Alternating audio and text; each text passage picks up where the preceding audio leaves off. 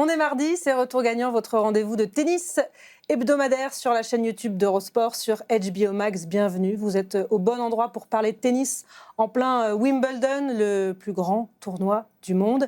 Et on a avec nous, pour parler de tennis et pour parler de Wimbledon, quelqu'un qui connaît bien ce tournoi, Nico Mahut. Salut Anne. Salut, ça fait plaisir de te retrouver. Ouais, merci, ça faisait longtemps. Ouais. Tu reviens de Wimbledon en plus. Je reviens de Wimbledon, parcours un peu tronqué avec la blessure de Benjamin. Après, je suis resté un peu pour le double. On a deux équipes, enfin une équipe et une deuxième équipe avec un Français en quart de finale. Donc plutôt un bon cru pour le double français cette année Wimbledon. Et avec Romain Bouchenot, qui ne revient pas de Wimbledon, mais qui aimerait bien. Ouais, j'aurais bien aimé, mais non, on est bien, on le commande pour la Belgique, donc on suit bien ce tournoi, très intéressant. Tu nous as mis dedans avec Benjamin Bonzi d'ailleurs, sur les pronos. Hein. Bah oui, mais en même temps, il allait gagner. Hein. Il allait gagner. 6-1, 4-2, il se blesse. Il est à 2 points du match dans le tie-break du troisième. Après, c'était dur, mais ouais, je vous ai mis dedans, mais t'as vu, je me suis retiré, moi. Hein. Maintenant, je me suis retiré des pronos. Mais ça va mieux ouais, il va reprendre. Il a 10 jours d'arrêt, il reprend. Il devait jouer Stade, il va se retirer, mais il va commencer plutôt l'été américain. Okay. On a évité le pire quand même. Bon, tant mieux. On va profiter de ta présence pour parler du double, parce qu'il y a une grogne qui monte chez les joueuses et les joueurs de double, avec une réforme de l'ATP prévue pour 2028. On va voir un petit peu le détail de ce qui est prévu par l'ATP et qui ne plaît pas du tout aux joueuses et aux joueurs de double et de simple aussi, sans doute, mais surtout ceux de double, avec une réduction drastique de la taille des tableaux sur le circuit ATP. Les grands chelems ne sont pas concernés pour l'instant. On passerait en Masters 1000 de 32 paires de doubles à 16. Donc c'est quand même une réduction de moitié.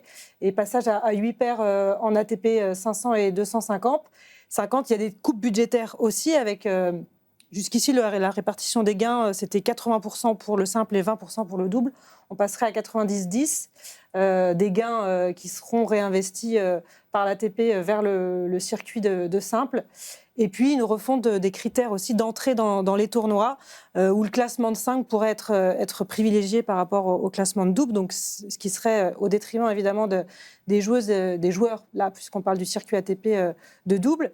Et on a avec nous quelqu'un aujourd'hui dans Retour Gagnant qui est évidemment directement concerné et qui n'est pas content du tout. C'est Édouard Roger Vasselin. Salut Édouard, merci d'être avec nous déjà. Ouais, bonjour, salut Anne, salut Nico, bonjour à tous. Nico, ancien partenaire de double d'Édouard, vous avez quand même gagné pas mal de titres ensemble. Hein. On a gagné pas mal de titres et on n'était pas très très loin de remporter justement Wimbledon cette semaine. Défaite assez douloureuse. Je pense que et lui et moi, on s'en souvient très bien, c'était il n'y a pas si longtemps. Mais on a joué de nombreuses années ensemble. En tout cas, on a quelques titres ensemble, ouais, exactement. Édouard, on sait que tu t'es exprimé sur le sujet quand ce projet de refonte du double sur le circuit ATP est sorti. Déjà, est-ce que vous aviez été consulté un petit peu avant par l'ATP ou vous avez découvert ça quand ils ont sorti toutes ces nouvelles mesures prévues pour 2028 ? Alors non, on n'a pas du tout été consulté.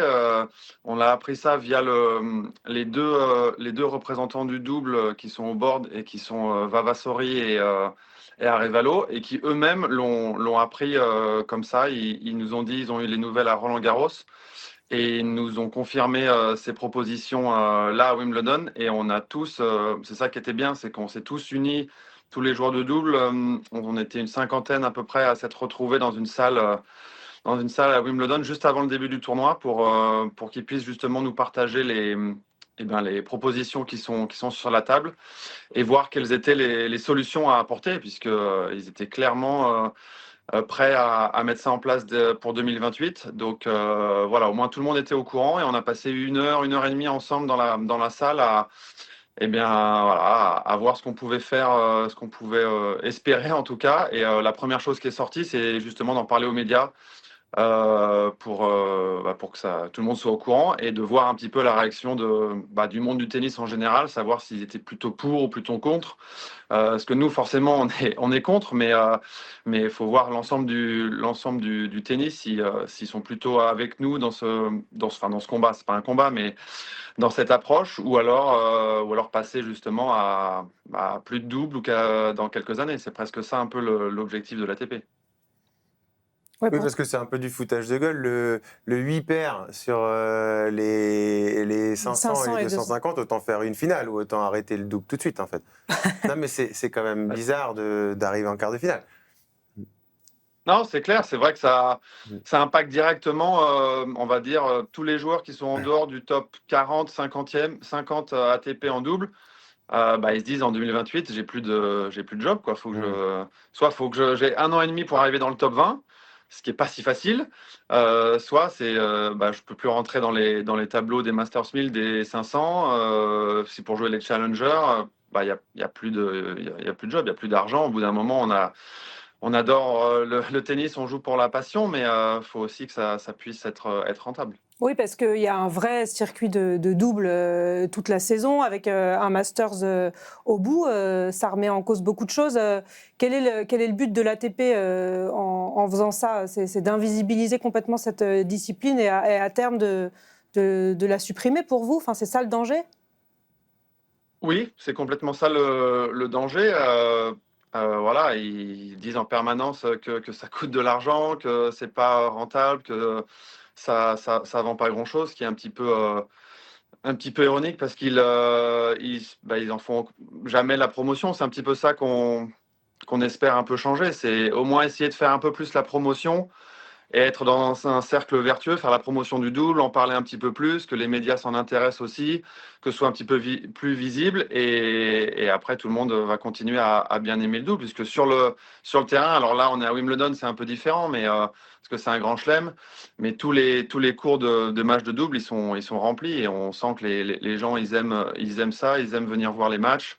Donc là, je vois pas comment ça pourrait changer en grand chelem, mais si l'ATP prend cette ligne, c'est très dangereux pour la vie du double en général. Donc, je ne sais pas quel projet à long terme, si c'est vraiment purement et simplement arrêter le double sur le circuit ATP, mais en tout cas, on n'a pas envie que ça prenne cette direction, parce qu'on a le sentiment qu'il y a vraiment du potentiel dans le double pour que les gens s'y intéressent, pour que les gens aiment ça. Évidemment, ça n'aura jamais l'aura du simple, on va pas se voiler la face, mais il y a vraiment un potentiel pour le double qui est, je pense, inexploité. C'est surtout une question d'argent, parce qu'on a entendu aussi les joueuses, les joueurs réclamer des prize money plus conséquents alors en grand chelem. Est-ce que ces deux combats qui vont du coup s'entrechoquer entre les joueurs de simple et les joueurs de double, c'est vraiment ça, c'est le nerf de cette guerre, l'argent? Alors que le tennis se porte Bah, bien, que les ouais. prize money augmentent, que les revenus des grands chelems sont florissants, des Masters 1000 également. Ouais, bien sûr, nous, c'est pas du tout notre combat. On demande pas plus. On demande juste à exister, à rester comme c'est actuellement, où tout se passe plutôt pas mal. Alors, ils estiment qu'on fait pas gagner assez d'argent à l'ATP. Je crois que l'ATP se porte très très bien.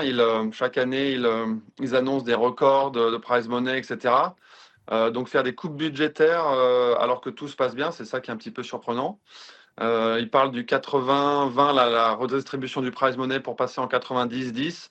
Honnêtement, ça me pose pas de problème par rapport à ça, même si aujourd'hui, on est presque déjà à 90-10 avec il y a des bonus là qui mettent pour les joueurs de simple, le bonus pool, qui sont des millions pour les meilleurs joueurs de simple. Donc si ça entre dedans, je pense qu'on pourrait déjà dire qu'on est à 90-10 de répartition.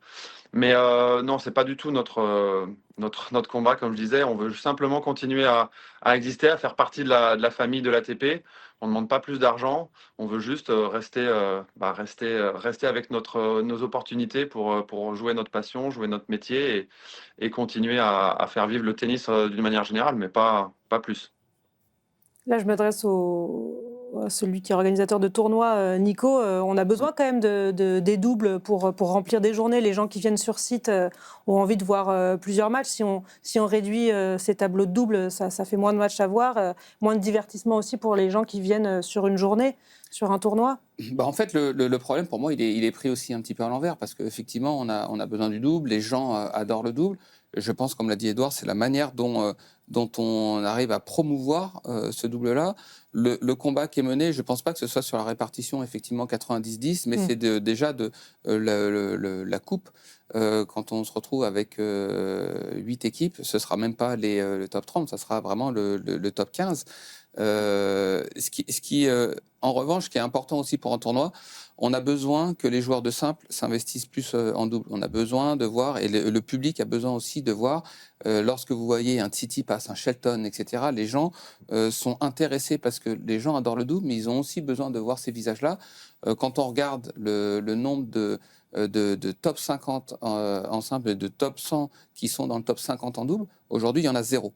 Le premier, c'est Quentin Halys qui est 58e. On a Hijikata qui est 62e, que les gens ne connaissent pas forcément. Qui a fait finale l'année dernière. Qui a fait finale l'an dernier.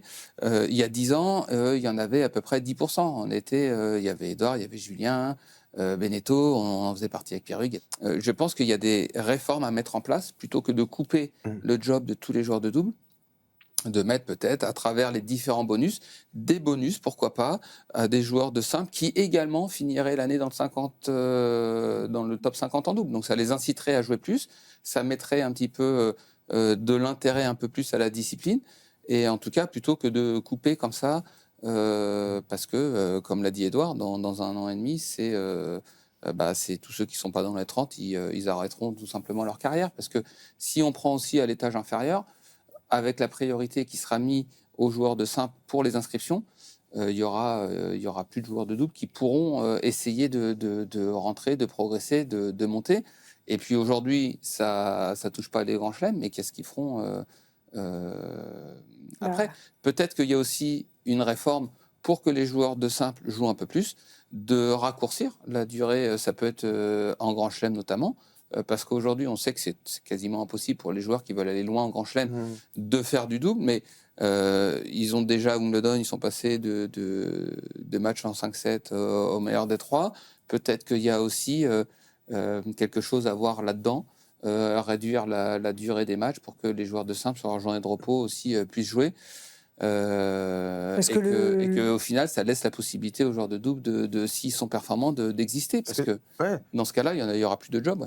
Si on remonte un peu plus loin, dans les années 80, on a des joueurs comme Connors, je parle juste de Wimbledon, mais Connors, McEnroe, il a même joué avec Stitch, des vainqueurs de Grand Chelem en simple qui ont gagné Wimbledon. Wilander l'a fait aussi. C'est plus du tout le cas maintenant. On parle de la surcharge des calendriers et c'est vrai, des matchs qui sont longs. Aujourd'hui, c'est compliqué de demander, parce que le dernier, il y avait Kafelnikov qui a gagné en 96, Roland et en simple et en double. Aujourd'hui, c'est compliqué de demander au top 10 et les tout meilleurs, mais on a, même dans les années 2000-2010, il y avait beaucoup de joueurs dans le top 50 qui jouaient le double. Donc, je pense que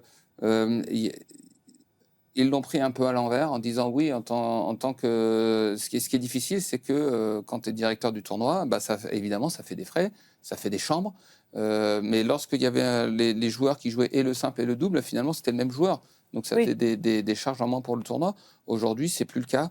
Donc, trouver une manière de s'intéresser plus aux équipes, que les équipes restent ensemble, de promouvoir ces équipes de double, parce qu'il y en a qui jouent extrêmement bien, et les gens qui viennent voir le double, ils sont passionnés par le double, et trouver un moyen de finalement mettre en avant cette discipline, de donner des bonus à des joueurs de simple qui seraient également joueurs de double, plutôt que de couper complètement comme ça.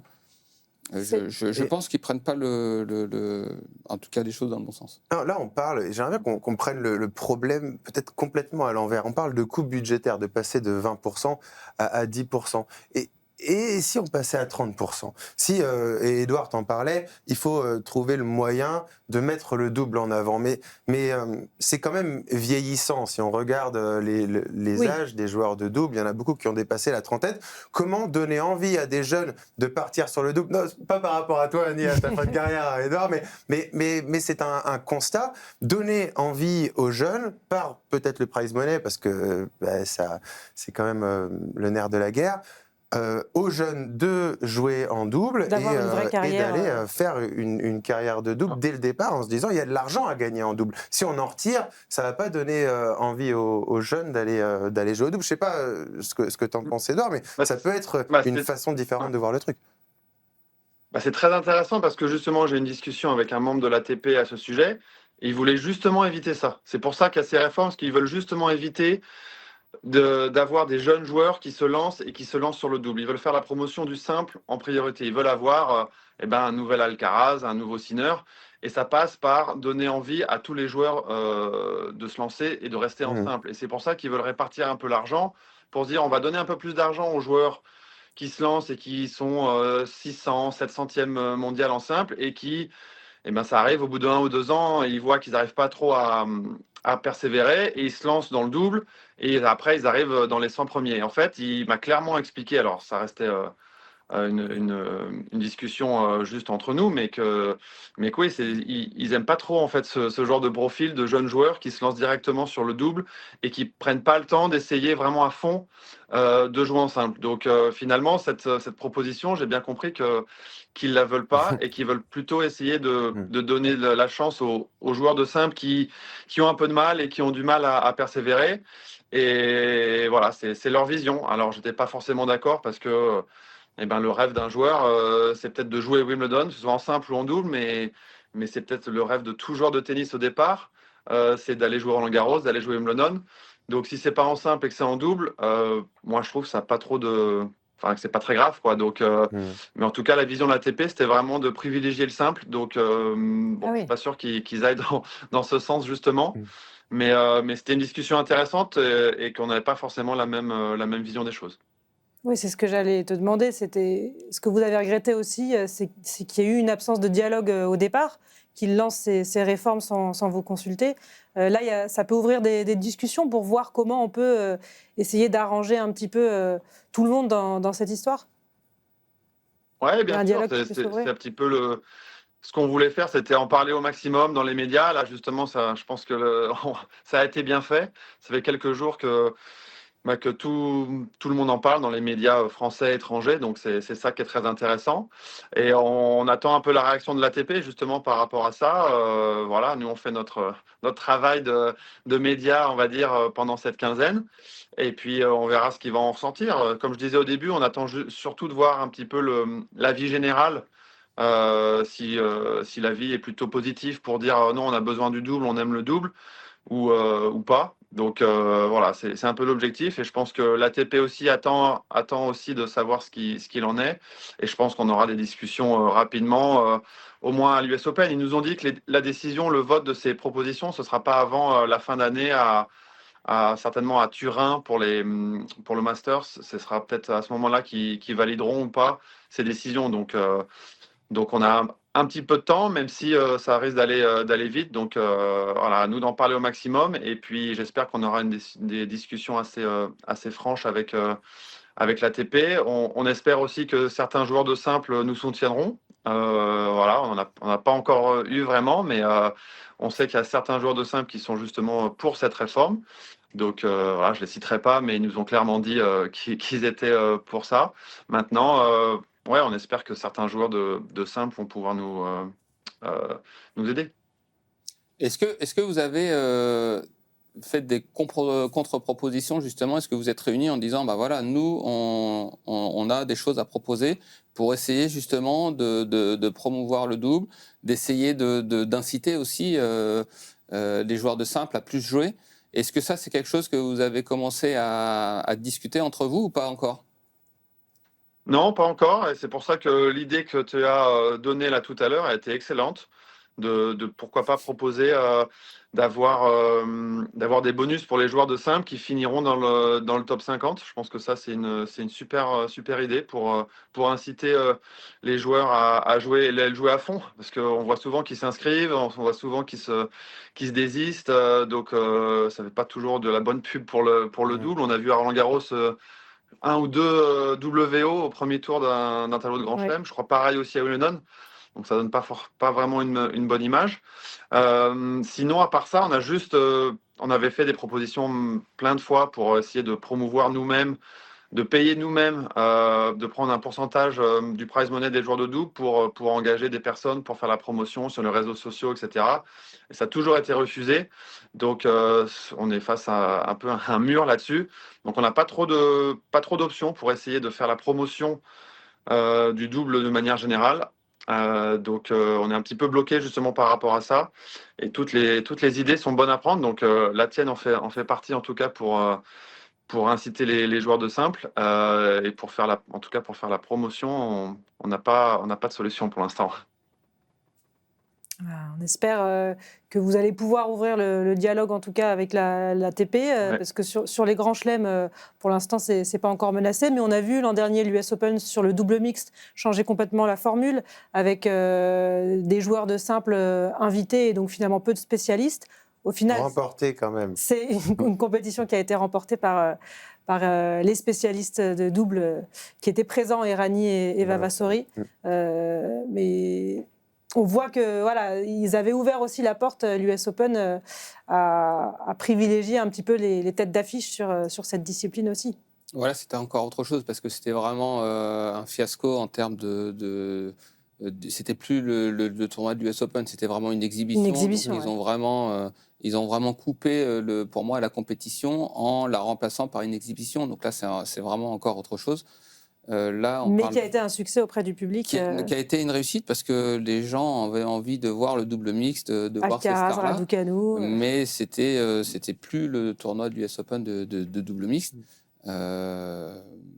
Là, on parle vraiment du calendrier, de la discipline en elle-même. Il faudra voir, parce que pour l'instant, c'est vrai que les grands chelems sont à l'écart et n'ont pas communiqué là-dessus. Il faudra voir comment... Parce que si d'un coup, il n'y a que des joueurs de simple et qui ne s'inscriront pas sur les grands chelems parce qu'ils ne voudront pas jouer, ça veut dire qu'on fait comment pour remplir le tableau ? C'est surtout ça. C'est qu'au bout d'un moment, il n'y aura plus de joueurs qui voudront jouer, qui pourront jouer, puisqu'il n'y aura plus de... Il n'y aura plus de classement nécessaire, parce qu'ils n'auront plus les points.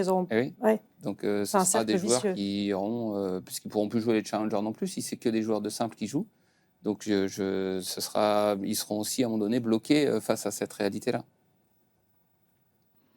Ouais, c'est vrai que j'ai l'impression qu'ils ont fait ces propositions sans vraiment penser à tout ce que ça pourrait amener par la suite. Donc, justement, ce sujet-là de remplir le tableau d'un grand chelem en double, il en faut quand même des joueurs. Donc, si plus personne ne joue le double et qu'on se retrouve à jouer avec des joueurs de challenger qui viennent jouer juste le double à fond, même pour le sport en lui-même, ça va diminuer un petit peu le niveau aussi du double. Donc, c'est un petit peu dommage. Donc, bon, voilà, il y a plein de sujets mais qui sont à approfondir, mais dans l'ensemble, j'espère sincèrement que ces propositions ne vont pas aboutir. Merci d'être venu nous éclairer un peu sur tous ces enjeux. Édouard, c'est quoi le programme pour toi maintenant, après Wimbledon ? Un petit peu de repos en famille, c'est le bon moment pour aller se reposer, partir un peu en vacances et reprendre assez tôt à Washington la tournée américaine. Donc c'est dans 3 semaines, donc ça va arriver vite, mais on aura le temps de se poser un petit peu. Bonnes vacances bien méritées alors. Merci. Après cette grosse première partie de saison. Merci d'avoir été avec nous. On refera sans doute un point d'étape en espérant qu'il y aura eu du dialogue d'ici là. Mais merci d'avoir accepté l'invitation. Et puis à très bientôt pour en reparler en espérant des bonnes nouvelles pour le double. Beaucoup. Merci Édouard. Merci, au revoir, à bientôt. Merci, salut Nico. Et oui, il a terminé son Wimbledon, Édouard Roger-Vasselin, en double et en double mixte. Mais ça continue, ce tournoi. On avait envie de s'intéresser un petit peu à la hiérarchie dans le tennis féminin cette saison, parce qu'à Wimbledon, les 3 meilleurs sont tombés. Donc Sabalenka, Rybakina et Swiatek, et même 4 des 5 meilleurs mondiales. Il ne reste plus que Pegula à rescaper de ce top 5 qui est encore en lice. Et puis dans le top 10, il reste Coco Gauff qui est numéro 7 et Karolina Muchova qui est numéro 9. Et cette année, c'est vrai que autant l'année dernière, on avait eu Aryna Sabalenka qui avait dominé la saison. Elle l'a dominé une partie pendant le printemps, la fin d'hiver, là, à Indian Wells, Miami. Et puis ça s'est un petit peu délité. Alors, il y a quand même des têtes de série qui sont au rendez-vous de ce Wimbledon, parce que c'est la première fois depuis presque 20 ans que les 8 quarts de finalistes dans le simple féminin sont des têtes de série. Mais il manque les principales têtes d'affiche. Ça ouvre le tableau de Wimbledon qui devient très incertain. On a 2 anciennes vainqueurs, donc avec Gauff et Osaka. On aura une nouvelle vainqueur à Wimbledon, puisque aucune des deux ne l'a remporté. Ça s'était resserré. Il y avait des têtes d'affiche dans ce circuit féminin, 1 ou 2 qui dominaient plus. Là, on a l'impression que que c'est un peu rebattu et qu'il n'y a plus de hiérarchie, donc, parce qu'il y a un gros vivier dans ce top 10 Ouais, je suis joueuses partagé parce qu'effectivement, il n'y a pas eu cette domination, Sabalenka, Rybakina qu'on a eu en début d'année, où elles se sont affrontées en finale d'Open Australie, Indian Wells, etc., où elles ont dominé. On s'attendait peut-être à ce que Rybakina, sur gazon, puisse récupérer prendre la place de Elle était numéro pas loin. mondial. Elle a échoué. Sabalenka, de manière générale, elle reste quand même... elle domine. Alors, elle a eu un faux pas en quart de finale à Roland-Garros. C'est des déceptions, évidemment, parce qu'on l'attend plus haut. Mais on a quand même, sur les 8 dernières, on en a quand même 5 qui ont disputé des finales de Grand Chelem. On a Paolini qui est revenu, on a Muchova qui est là, on a Osaka qui fait son retour et depuis quelque temps elle revient. Donc oui, il n'y a pas Sabalenka, Rybakina, peut-être qu'on attendait. On a une Swiatek un petit peu moins performante, ça c'est sûr, qui avait gagné l'an dernier.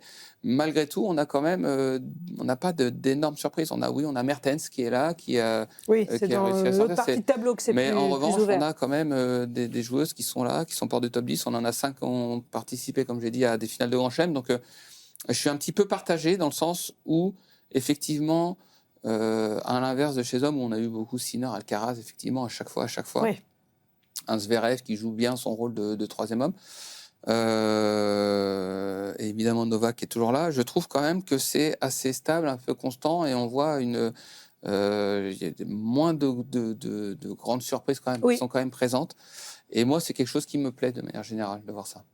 Ouais, moi je suis totalement d'accord. Et je trouve que c'est aussi le niveau des autres qui est meilleur. Augmente. Quand on voit une Mourova, même des plus jeunes qui arrivent, bon là, Mboko est blessé, Jovic, enfin il y a beaucoup de joueuses qui jouent mieux, ça rend le niveau très homogène. Kostiuk aussi qui est maintenant Kostiuk, exactement, qui vient très régulière et qui sera peut-être bientôt une future finaliste également de Grand Chelem. Donc moi j'aime bien voir ce qui se passe sur le tennis féminin.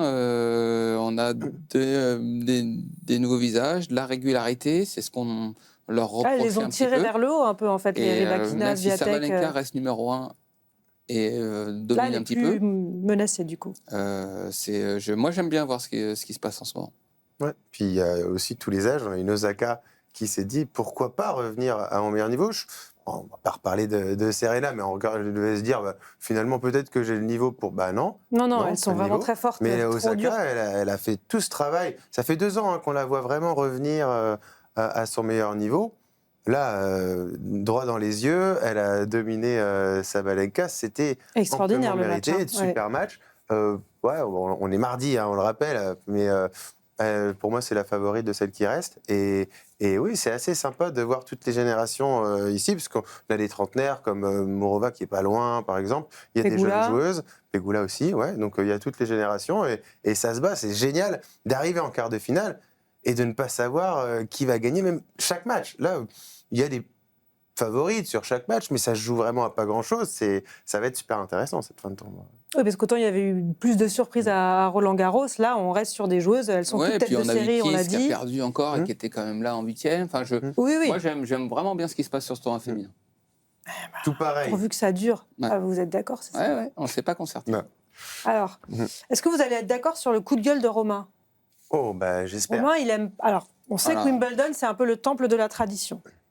Avec les tenues blanches, cette entrée sur le court où il n'y a pas de speaker, il n'y a pas d'annonce, il n'y a pas de musique. C'est très simple. Les deux adversaires entrent côte à côte sous les applaudissements du public sur ce gazon magnifique, un peu moins en deuxième semaine.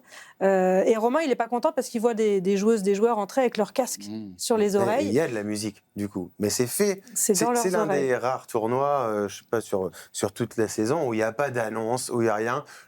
Ça suffit à lui-même. Wimbledon, les joueuses et les joueurs maintenant, en plus sur le center court, arrivent au milieu. Je trouve ça génial. Et le public, il n'attend pas que quelqu'un enflamme les joueuses ou les joueurs.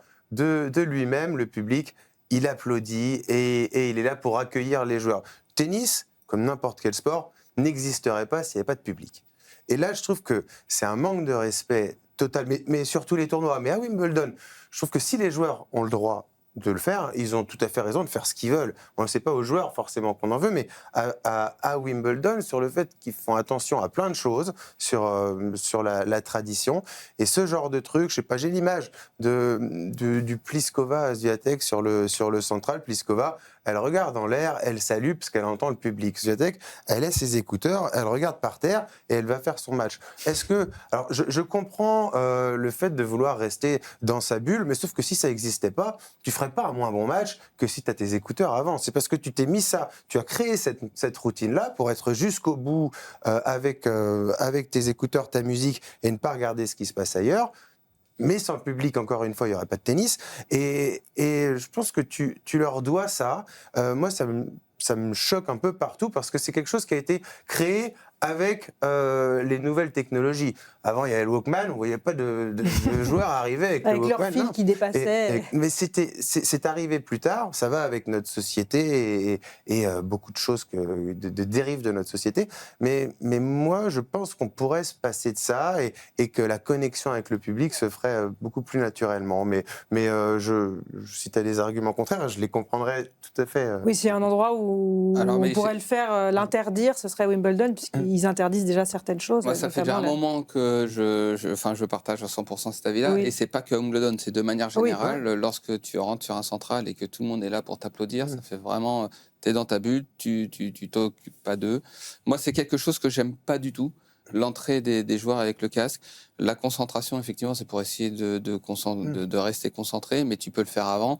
Exactement. Si t'es concentré 20 secondes plus tôt, ça change pas grand-chose. Et au moins, tu rentres sur le terrain et tu profites de l'accueil qu'on te donne, quoi. Oui, c'est beau, c'est vrai qu'on se dit que c'est le moment où... J'aime pas ça, donc je partage ton avis à 100%. On les voit pas, les Novak, Roger, Nadal, entrer avec un casque non, sur les oreilles. C'est venu petit à petit avec la nouvelle génération. Je sais même pas qui a commencé comme ça, mais... et c'est même pas, je pense, pour des raisons contractuelles. Hein. Je pense que c'est les joueurs qui sont entrés comme ça. C'est pas quelque chose qui me plaît. Mais on leur autorise ça, eux se disent je serai meilleur. Ça pourrait faire partie du règlement, effectivement. Ouais. Ça pourrait être quelque chose qui est... Oui, pour le coup, comme Wimbledon impose certaines choses, ça pourrait faire sens, surtout que voilà, ils ont une entrée particulière où il n'y a pas de speaker, il n'y a pas de musique, donc ça s'y prêterait. Il y a un speaker, etc. Presque finalement, ils savent même pas, si on leur dit pas c'est à toi de rentrer, ils vont même pas l'entendre. Donc j'aime pas trop ça. C'est un coup de gueule partagé de Romain Bouchneau. Mais c'est vrai qu'à chaque fois, à chaque Grand Chelem, on le voit et on se dit c'est dommage. Et on est quand même assez unanimes tous sur ces entrées où les joueuses, les joueurs sont avec leur casque et on se dit c'est dommage quand même. Donc Wimbledon, garant de la tradition, ce serait peut-être une idée de sévir là-dessus pour préserver ces moments-là. En arrière. Il n'aurait pas fallu laisser ça. Maintenant, je ne vois pas comment ils peuvent prendre cette décision-là, mais c'est très simple, hein. Ils peuvent, je veux dire. Cela dit, ils ont durci sur les tenues parce que dans les années 80, il y avait beaucoup plus de couleurs et c'est au fur et à mesure qu'ils ont durci et qu'ils ont imposé le total blanc. Donc, ils pourraient aussi durcir sur d'autres règles. C'est pas impossible de revenir en arrière. J'enverrai ma petite tête. Un petit message.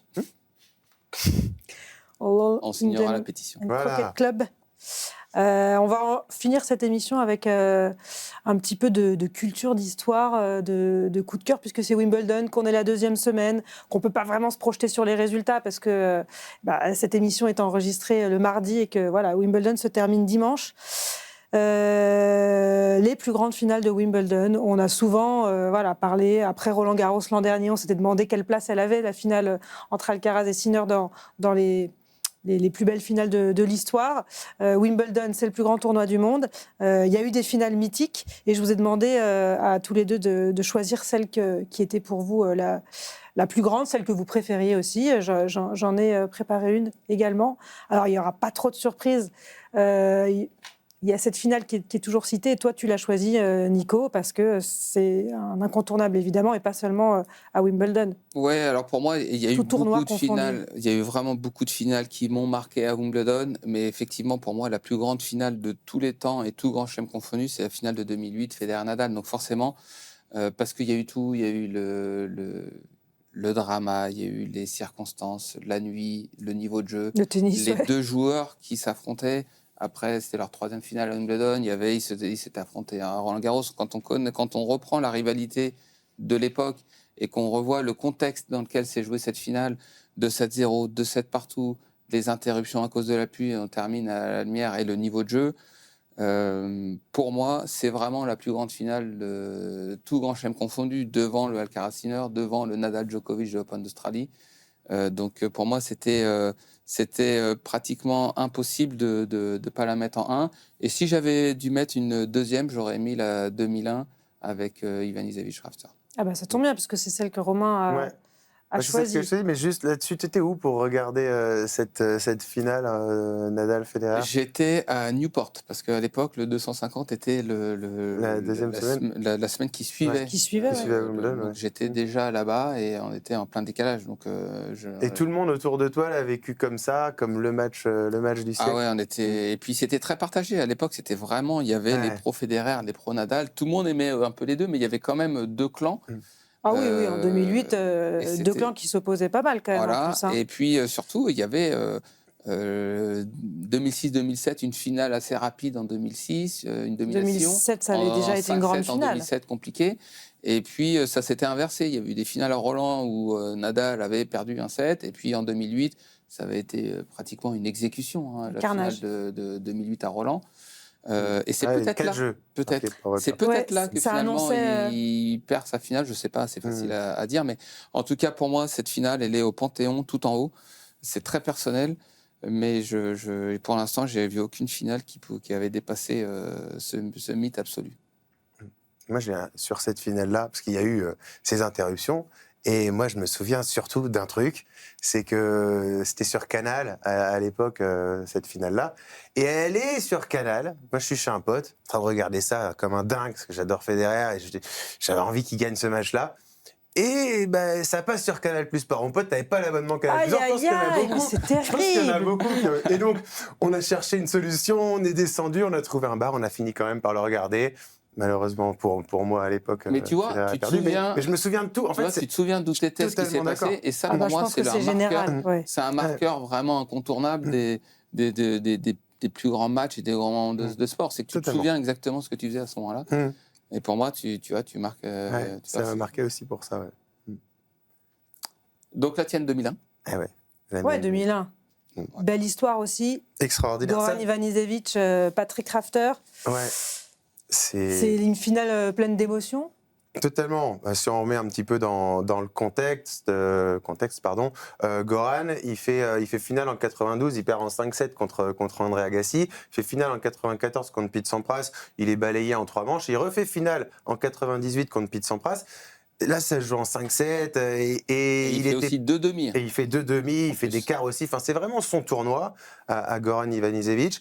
Et après sa finale de 98, il a 2 années, 99, 2000, où il se passe pas grand-chose. Il a mal à l'épaule, il joue pas très bien. Et il est redescendu au classement, il est au-delà de la 100e place mondiale. Il reçoit une wildcard pour toute la carrière qu'il a pu faire à Wimbledon. Et il enchaîne les bons résultats. C'est une période où les Britanniques espèrent qu'il y aura un successeur et qu'il y a un Britannique qui va s'imposer. Il y a Greg Rusedski, il y a Tim Henman. Tim Henman. Et sur la route, il y a Goran Ivanisevic, parce qu'il bat Greg Rusedski en 8e de finale. Il a une demi compliquée contre Tim Henman, où il est mené 2-7-1, et finalement, il arrive à s'imposer. Et dans l'autre demi-finale, Sur 2 jours en plus. sur 2 jours, match Déjà, ouais. incroyable. Dans l'autre demi-finale, je rappelle qu'il avait perdu contre Agassi, contre Sampras 2 fois. Contre les Américains, il n'avait pas forcément envie de les jouer. Ça fait 8-6 au 5e set pour Rafter contre André Agassi. Donc il joue Rafter dans un match où Goran prend le premier, Rafter prend le deuxième, Rafter, il se retrouve à un set partout. On sent toute la dramaturgie. Alors il y avait énormément de dramaturgie sur le match de Roger et de Nadal dont tu as parlé, mais là, il était habité, Goran Ivanisevic, il revenait de nulle part. Là, c'était le vrai gazon. Hein. C'était le gazon où il fait 213 aces sur le tournoi, Goran Ivanisevic. Bon, toi, tu fais ça sur un match contre John Isner, mais c'est un match un match incroyable dans la tension. Quand il arrive à le breaker et qu'il a à servir dans ce dernier jeu, ça finit à 9-7 dans la 5e manche. Ce dernier jeu, il est fou. Il est incroyable, ce dernier jeu. Il fait des doubles fautes au moment de... Oui, il fait des doubles fautes. De match, fait des jolis points en défense aussi. Et quand on le voit s'imposer, c'est l'aboutissement d'une carrière. Il a gagné 22 titres, Goran Ivanisevic, c'est le dernier. Derrière, il se fait opérer de l'épaule, il revient pas vraiment. Il manque Wimbledon l'année d'après, il perd contre 8 au 3e tour 2 ans plus tard. En 2003, il arrête.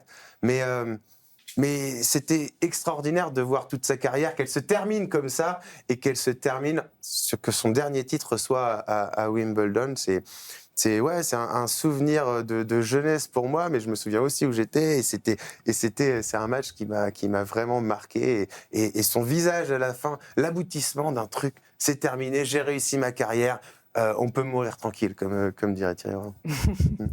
C'est un beau souvenir aussi. Alors moi j'ai choisi une finale où il y a Roger qui gagne à la fin quand même. On sent la fan de Roger quand même. Oui, Roger Federer, c'est vrai que c'est particulier. Contre un joueur dont il a été beaucoup le bourreau, c'est la finale de 2009 contre Roddick. Roddick qui a perdu 3 finales contre Federer, qui était programmé pour gagner Wimbledon. Et cette année-là, il bute encore sur Federer alors qu'il fait un match énorme. Ce titre-là, il signifie beaucoup pour Federer parce qu'il fait le doublé Roland-Garros. Wimbledon, c'est juste après avoir gagné son premier et unique Roland-Garros. Il dépasse Pete Sampras avec son 15e titre du Grand Chelem. Et même le match, il y a un 7-0 pour Roddick. Dans le deuxième set, il y a tie-break.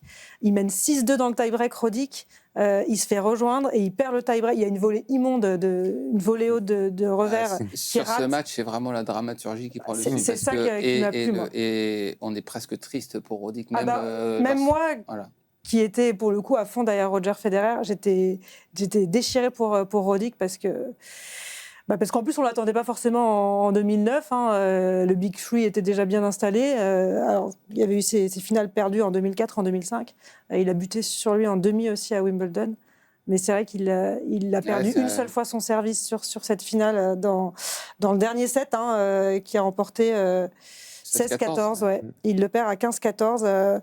Federer a fait la course en tête, mais il a des balles de break, lui, à défendre sur son service. Et il a tenu et il a remporté ce match. Évidemment, il n'y a pas de mérite dans le tennis, mais c'est vrai que sur cette finale-là... il y avait de la dramaturgie. Il aurait été détruit de la perdre, Roger Federer. C'est sûr. C'est vrai que Roddick, pour l'ensemble de sa carrière, aurait mérité d'avoir un Wimbledon par rapport à... Il a gagné 4 fois le Queens, il a fait 3 fois finale à Wimbledon, il a été très dominant sur cette surface. Il est tombé malheureusement dans la génération Federer et restera numéro 1 avec un grand chelem à l'US Open et encore des finales aussi sur d'autres grands chelems. Mais c'est vrai que cette finale-là, elle n'avait pas atteint des sommets tennistiques comme je trouve l'a atteint en 2008 le Federer-Nadal. C'était tous les deux des gros serveurs, donc il y avait moins d'échanges, moins de... Mais il avait dominé cette finale et c'est vrai que Federer, il avait trouvé un moyen de la remporter. On sent la fan de Federer. Je peux pas renvoyer un coup de gueule?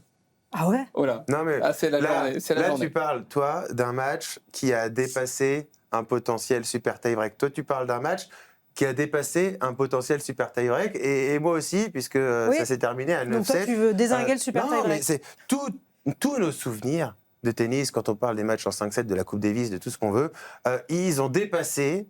Les plus grands souvenirs de matchs ont dépassé le super tie-break. Peut-être que du coup, la finale de 2019, le Federer-Djokovic, le 13-12, le 12-12, là, il est atroce. Peut-être que du coup, ça aurait pu être un truc exceptionnel. Ça aurait été un truc exceptionnel. Les fans de Djoko pourraient choisir cette finale parce que c'était extraordinaire.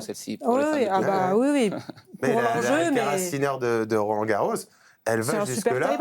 Mais ça aurait pu encore amener quelque chose de supplémentaire. Ça avait assez duré, non? Mais je sais pas. C'est un bon débat. Tous nos souvenirs. Il y a du sel aussi dans un super tie-break pour le coup. Hier, il y a eu le Dimitrov-Ferry qui s'est soldé par un super tie-break dans le 5e set. Et ça amène aussi de la dramaturgie de se dire, là, ça y est, c'est qui tout double. Mémoire, le Federer-Djokovic de 2019, c'était pas un super tie-break, c'était un tie-break. Non, c'était un tie-break à 12-12. Ils ont changé la règle juste après. Ça n'existait qu'une année. Et Djokovic avait eu le dessus dans ce tie-break à 12-12.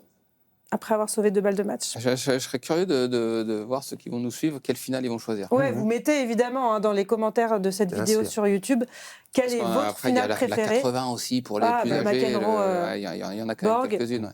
Pas mal. Et celle de cette année on reviendra pour en parler. Peut-être elle va être fabuleuse, celle de cette année. Entre Arthur l'espère. Ferry et Novak Et Djokovic. je trouve, Et je trouve. Alors, si c'est ça, là, bravo.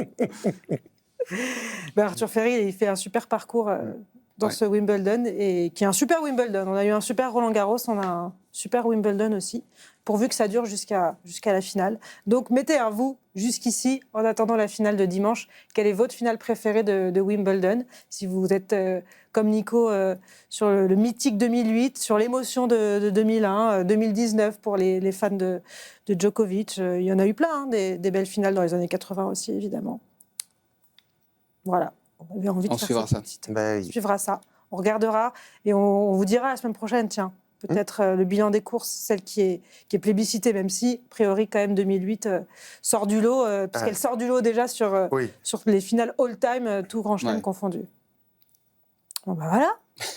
C'était une belle façon de finir cette émission. Merci, Anne. Merci, Bah oui, Nico. merci C'était un beaucoup. plaisir. Merci, Romain. Tu as des matchs qui t'attendent Bah oui. pour le reste de la Ça ne semaine. s'arrête jamais, le Sur la- tennis, sur la sur Belgique. Eurosport. Et toi, Nico, c'est quoi le programme? Eh ben moi, c'est vacances. Ah, bah Oh. dis donc. Ah. Tu pars avec Edouard? Non, mais je ne serai pas très loin. Petites vacances à Biarritz et ensuite, je rejoindrai Benjamin. D'abord, je serai au micro pour Montréal et ensuite, je rejoindrai à Pour la Cincinnati. tournée Voilà. américaine Donc, sur dur. commentaire quelques jours sur Montréal et ensuite, la reprise, je rejoins Benjamin à Cincinnati et toute la tournée jusqu'à l'US Open. Très bien. Et ben voilà, on suivra ça. On se retrouve pas mardi prochain pour le débrief de la finale de Wimbledon, puisque c'est le 14 juillet, qui paraît que c'est un jour férié. Donc les gens sont au repos. Ce sera lundi, a priori, ce débrief de Coup de Wimbledon. gueule, ça un peu, hein Non, mais moi, je suis pas là. Donc, Alors moi, alors que je tu suis là vois, le il y avait un 14 coup de juillet. gueule. Moi, j'en avais un quand même sur Si. un petit coup de gueule quand même sur Serena. Le fait de pas faire de conférence de presse, etc. Mais c'est la reine. Voilà. Elle a tous les droits. Voilà. Non. J'ai pas rebondi sur ce coup de gueule, mais j'en avais un petit parce que je trouve que le retour, il a été globalement un peu raté. Ah bah, Dans il fait le- flop, il n'y a dans pas le de sens double. où, alors, sur le niveau de jeu, on s'attendait, on voulait l'avoir joué. Elle a eu un problème au genou, etc. Toi, tu l'avais annoncé loin. Ouais, moi, en fait, on savait pas trop. Moi, Évidemment, ça elle sera en quart, ça m'aurait pas forcément étonné. Effectivement, elle a été rattrapée. Je pense que pour l'ensemble du tennis féminin, c'est bien. Juste sur le fait qu'elle soit revenue, j'espère qu'elle va se réentraîner et revenir après sur les Open, que c'était pas juste là comme ça un coup sur Wimbledon. Le fait que malheureusement elle n'ait pas pu enchaîner avec le double parce qu'elle était blessée, bon bah ça peut arriver, mais que elle n'aille pas en conférence de presse. Moi, j'aurais aimé que Serena revienne et qu'elle en fasse profiter un peu tout le monde, qu'elle arrive avec un peu plus de sourire, qu'elle partage son expérience, qu'elle aille en conférence de presse, qu'elle raconte son émotion de rejouer sur le circuit, qu'elle partage un peu. Et à côté de ça, il n'y a pas eu de conférence de presse parce qu'elle elle était exemptée parce qu'elle avait des douleurs au genou, mais elle aurait pu revenir le lendemain. Et puis après, ils ont essayé de faire un Oui, ils ont maximum essayé de pour la faire décaler jouer. Alors son ça me match. dérange un petit peu moins dans le sens où il n'y avait pas de retard dans la programmation, il faisait très beau, il n'y avait pas de pluie. Ils ont laissé le maximum de temps pour essayer de voir Serena et Vénus. Bon, dans tous les tournois, on est capable de faire un petit aménagement à partir du moment où ça ne met pas en péril la programmation du tournoi, mais la manière de communiquer, de ne pas se présenter en conférence de presse, etc. Voilà, moi, c'était mon mini coup de gueule. J'espère qu'elle va du coup le prolonger et s'entraîner pour la revoir au moins à l'US Open. Parce que si c'était qu'un one-shot, pour moi, c'était raté. Oui, et puis la poignée de main avec Maya John, qui n'était pas hyper Ouais, ouais. sympathique non plus, assez froide, pas de petits mots. Elle en attendait sans doute plus. Oui, elle aurait pu, vu Maya Joint, ce qu'elle mais- représente. Bah, on espère qu'elle aura l'occasion de montrer un plus beau visage, Serena Williams, et qu'elle reviendra jouer dans d'autres circonstances. Rendez-vous donc la semaine prochaine pour le débrief de Wimbledon, retour gagnant. Et on vous souhaite d'ici là une très belle semaine. Le tournoi de Wimbledon qui est évidemment débriefé sur sur eurosport.fr tous les jours, donc n'hésitez pas à aller y faire un tour. Merci à Seb Petit qui a tout fait tout seul aujourd'hui en régie, ouais, on l'applaudit, bravo, mais qui a quand même laissé traîner le plateau avec toutes les oreillettes. C'est caca, ça va non, pas mais du ça tout. va bien. Non, bon voilà, on est entre nous dans Retour gagnant. Merci à tous les deux, merci à vous de nous suivre et à très vite pour plus de tennis sur Eurosport HBO Max. Bye bye.